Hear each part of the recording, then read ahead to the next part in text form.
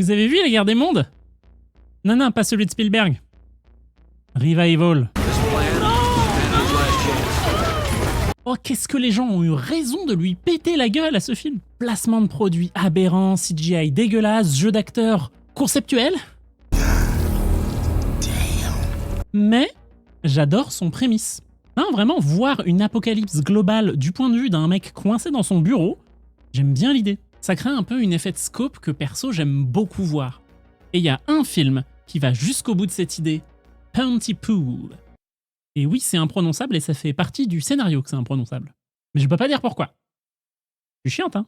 Cette fois, pas d'invasion alien, mais une attaque de zombies, et pas de bureau de techno-facho, juste une station radio battue par le blizzard, ce qui est plutôt pratique pour cacher le budget du film. La promesse du film, c'est que tout passe par le son. Et oui, on suit des animateurs radio, du coup forcément on va pas voir grand chose de l'apocalypse, par contre on va tout entendre. Dire que le sound mixing et le sound design du film sont ses points forts, c'est un peu l'évidence, c'est comme dire que le point fort de Raphaël Glucksmann, c'est Léa Salamé.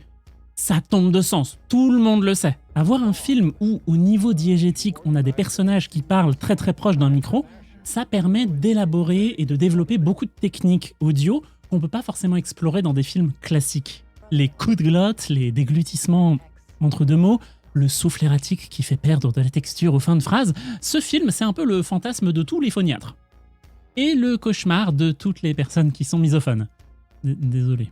Et vous rajoutez à ça un petit grain téléphonique pour les personnes qui appellent la radio et... j'adore. Mais allons un petit peu plus loin. La visualité haptique, théorisée par Laura Hugh Marks, fait référence à la théorie selon laquelle le son et l'image peuvent se combiner de façon à créer de la matière. On essaie de donner une impression de toucher, d'odeur, même de goût au spectateur en faisant appel à des sensations mnémotiques.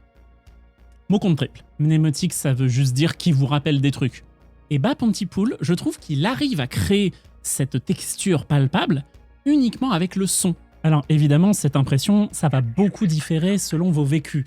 Moi, j'ai eu beaucoup de moments de ma vie qui se sont passés au téléphone en fait. Et j'avais souvent mon casque sur les oreilles, du coup j'avais mon retour voix. Tous les détails dont je vous ai parlé plus tôt, du style l'éraillement de la voix, le souffle sur le micro qui fait un petit peu grésiller le signal, bah tout ça, ça m'a ramené à ces moments de vie téléphonique, on va dire. Pontypool a réussi à me faire avoir une réponse haptique à un élément sonore. Et Revival, lui, il m'a juste fait avoir une réaction gastrique par rapport à sa CGI. Si vous en avez l'occasion, je vous encourage fortement à voir Pontypool, c'est vraiment une petite pépite pas très connue. Par contre, je vous préviens, la fin est un peu foutraque. Moi, j'ai adoré, mais je peux capter qu'il y ait des gens qui trouvent ça un peu lunaire. Moi, j'ai adoré. Ah.